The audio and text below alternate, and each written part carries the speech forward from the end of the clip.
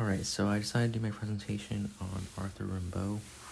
He was one of the greatest poets of the 19th century, along with Mallarmé, Baudelaire, and Verlaine, who were all part of the Symbolist movement in France at the end of the 19th century.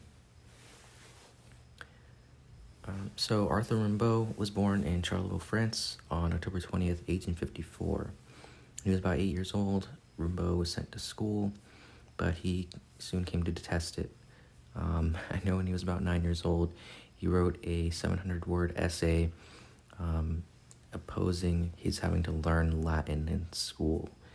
But his mother, I believe, came to the conclusion that he kind of detested going to school, and she actually made her children memorize lines of Latin verse by heart. And so, as time passed and Rimbaud continued in his kind of academic career, he spent a lot of his time studying poetry.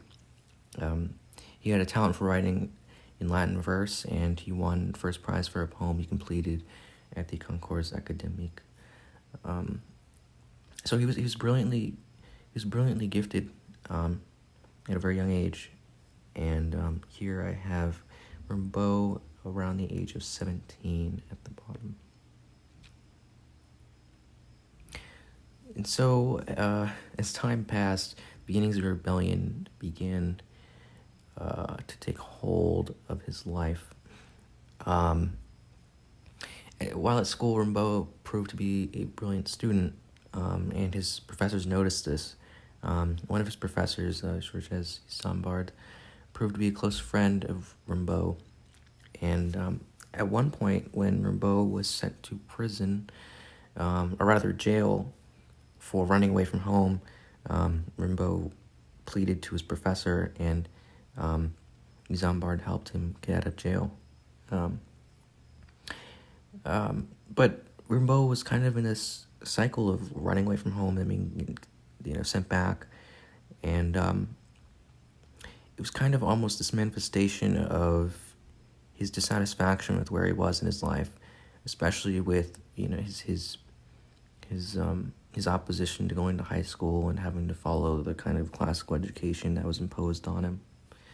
And so here on the bottom left, I have a picture of his professor, Georges Sombard, and then on the right, I have a drawing of Rimbaud in 1872 that was composed by his soon-to-be lover, Paul Verlaine.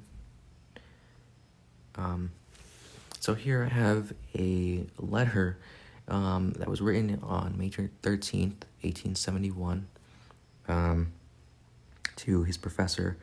And at the beginning, he's basically kind of being sort of opposed to his professor and his teachings.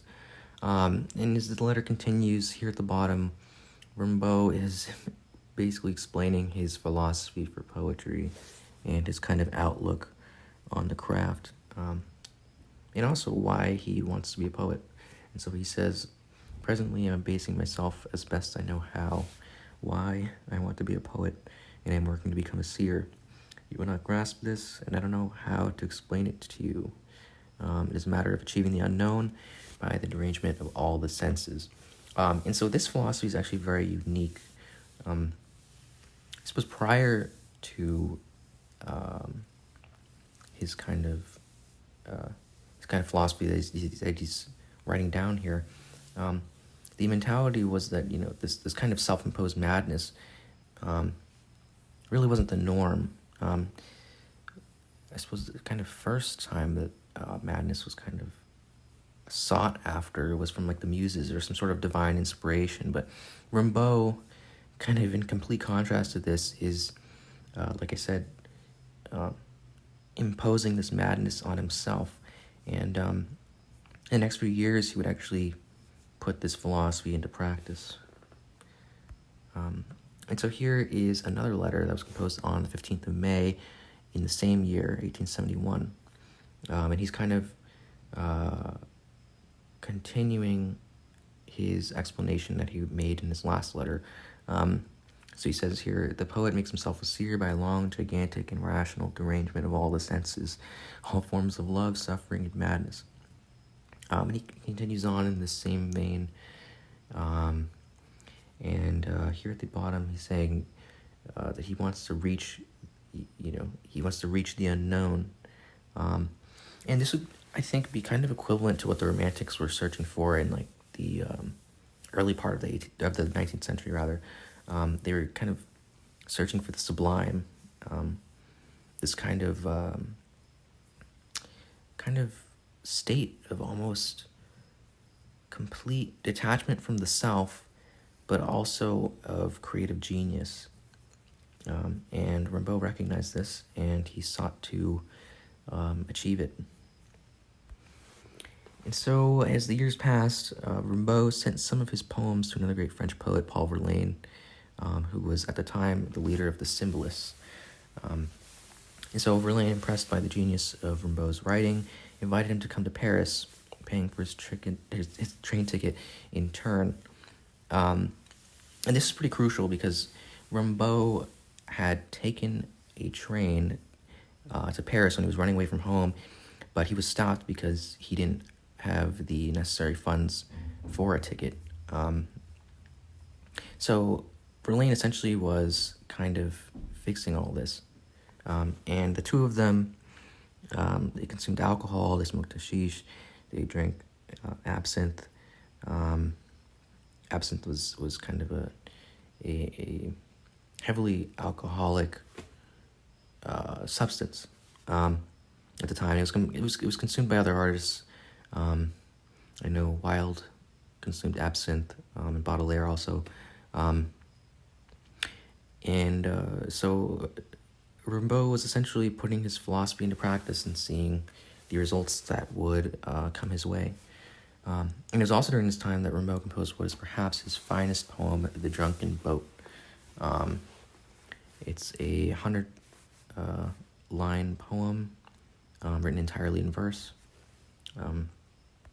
And here I have a picture of the poem as it appears in Paris.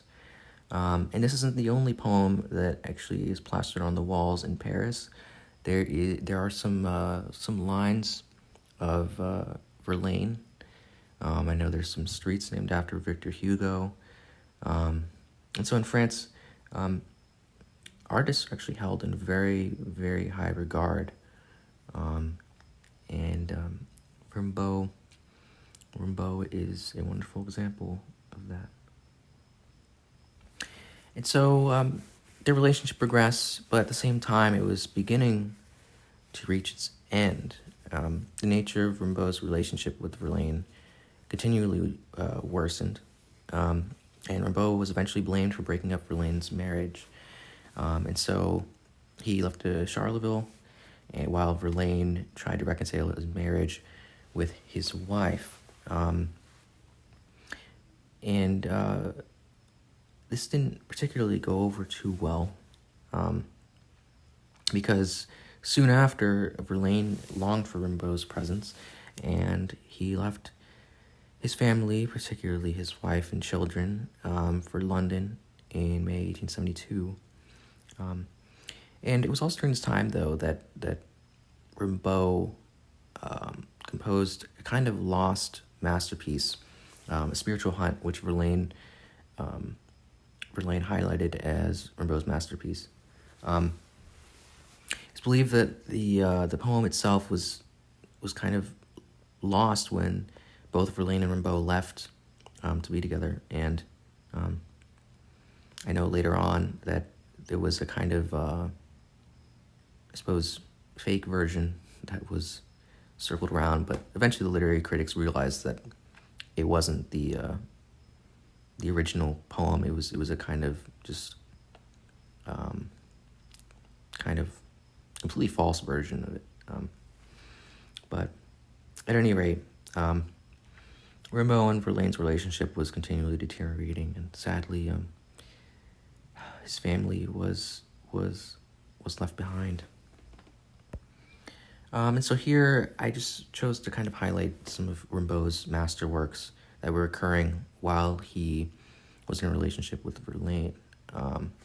So the one on the left here is A Season in Hell, and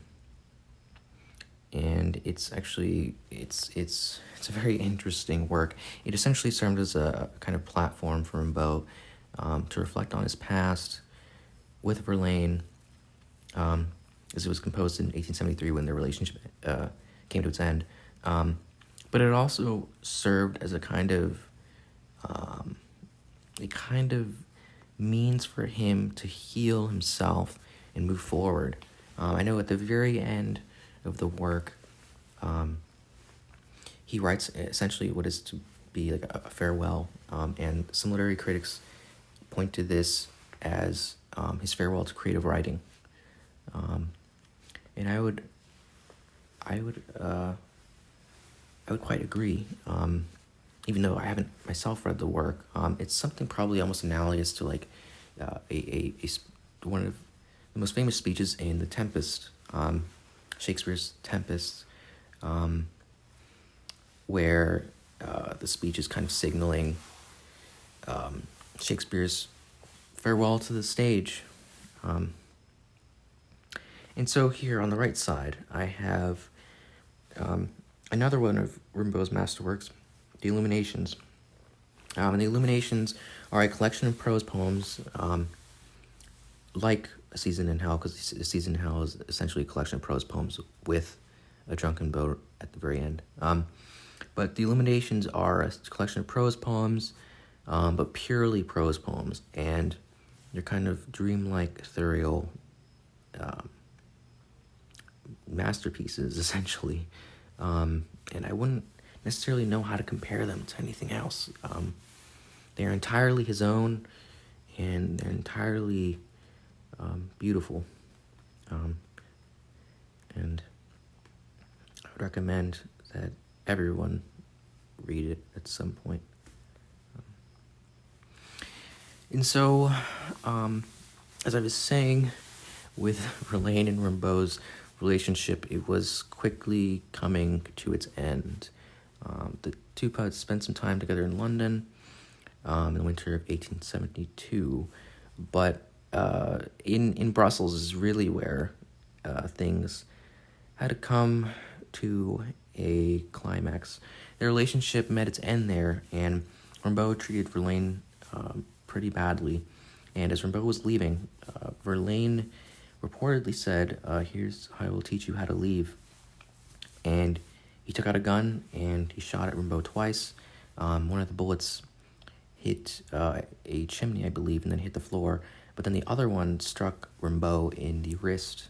And so Rimbaud was severely injured. He was taken to the hospital, while Verlaine was taken by the police to prison. And I have a picture of the prison that he stayed at the bottom left here. And so while Verlaine was at prison, he essentially underwent a kind of spiritual transformation, but also a religious transformation. He converted to Roman Catholicism while he was there, and it was also there that he composed some of his greatest verses.